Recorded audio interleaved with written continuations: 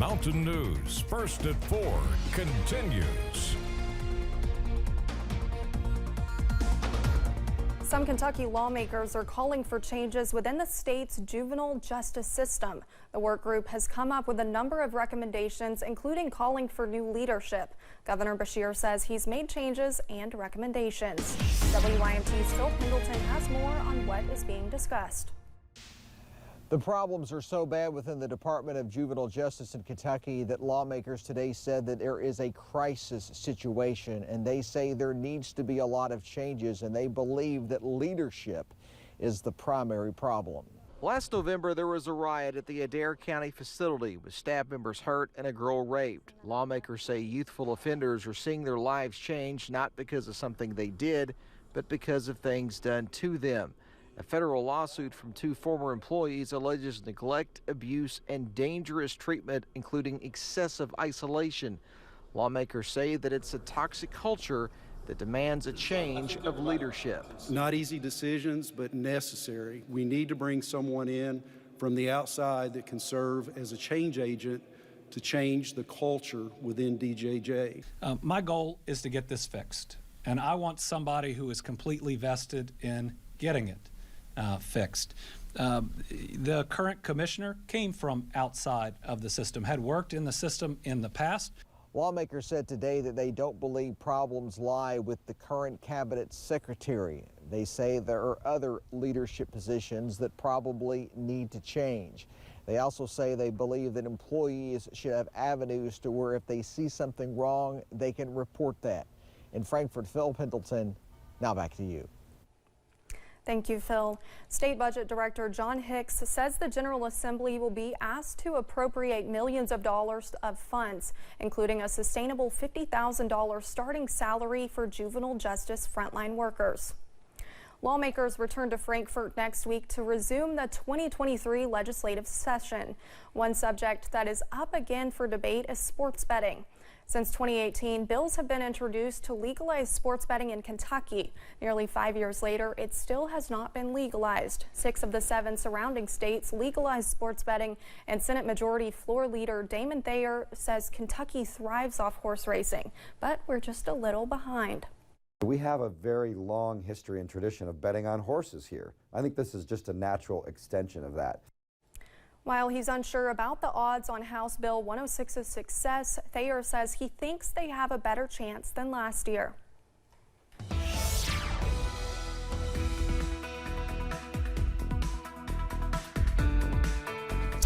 And it's chilly out there today. We continue to watch cloudy skies as our precipitation stays to the south. The difference, though, it's going to be even colder than the past few nights. A look outside from Buffalo Mountain here in Perry County, a veritable wintry scene at this point. Mid-30s out there right now. You can still see some of the ice on the trees up there at Buffalo Mountain. Otherwise, not a lot on the ground at this point. Out front at WYMT, no ice, but it is cloudy with those temperatures in the middle 30s. Most of us are in the middle 30s, a few upper 30s to near 40. Closer you get to the Tennessee and Virginia borders at this point. Temperatures allowing for the potential for some snow, but that threat remains further to the south. Pinpoint Doppler's a clean sweep, and that looks to stay to the south tonight. But notice what's coming down from Michigan. Right there at the top of the screen, that's our next shot, a reinforcing shot of cooler air. So we're headed down into the 20s tonight. Low to mid-20s in the Cumberland Valley tonight as we go zone by zone. We're back into the low 20s across the Kentucky River Valley, and we'll do the same in the Big Sandy, even some upper teens tonight. You think this is cold? I've got even colder numbers than this for tomorrow night. Those details in a few minutes. Olivia? Thank you, Evan. New attempts to cap rising insulin costs are making a comeback on Capitol Hill. This comes nearly a year after President Biden called for a price cap in his first State of the Union address, and months after Republicans blocked part of the Georgia Senator Raphael Warnock's legislation that would have capped costs for people on private insurance. WYMT Washington News Bureau's David Aid looks back at last year's failed effort and may happen this year. Diabetes. Let's cap the cost of insulin at $35 a month so everyone can afford it. In 2022, President Joe Biden made that call.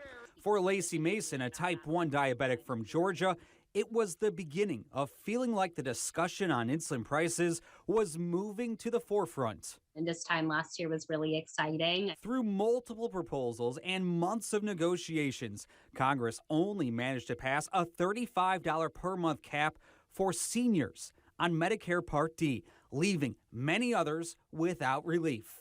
It's definitely a sense of frustration. While in graduate school, Mason says she struggled affording insulin and was forced to take less than she needed to try and make it last longer. I had some friends that were nurses who were able to take the insulin vials from the hospital that weren't all the way used and give those to me. I would do what I had to do. This week, Missouri Republican Senator Josh Hawley introduced a bill to cap out-of-pocket costs at $25 a month for people with private insurance and on Medicare. I think it's pretty hard for senators to explain to their constituents who need insulin, need it for their life, that they ought to be paying these outrageous prices and there's just nothing that we can do. Ed Heiselmeyer from the Conservative Heritage Foundation points to a 2021 study which shows that while insulin prices are going up, pharmaceutical company profits are falling. Big Pharma is not the problem. The real target is the middlemen in between, the pharmacy benefit managers who are making up that difference.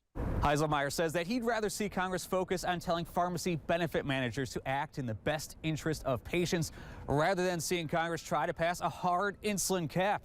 So another thing, it's still unknown whether we'll see a separate bipartisan bill make a comeback this year. That bill, introduced last year, aimed at setting a hard price cap even for those without insurance. In Washington, I'm David Aid. Pew's findings go hand in hand with another national report on how the mental health crisis among kids is considered a significant and surprising contributor among working parents. For working parents who feel as though they've been placed in a position to choose between their child and their work, 1/3 say they've changed or quit their job during the past 2 years because of their child's mental health. The study, called The Great Collide, was done by an outreach of children's hospitals in Ohio called On Our Sleeves to see how a parent's job performance and productivity are affected by their children's mental health. Our job systems aren't set up to support that, right? For you to constantly be missing work. And so it creates that natural strain between my job and what's going on at home. So that's hard. Nearly 3/4 of working parents surveyed said jobs that provide their children with mental health benefits and resources are more attractive than jobs that do not offer such benefits, and also say flexible is one of the main sticking points of starting or quitting a job in the last 2 years. Coming up as First at 4 continues, one food company is recalling more than 2.5 million pounds of canned meat. Plus, we're going to continue to watch the potential for even colder weather, despite the fact that the wintry weather is moving out. Those details just a minute.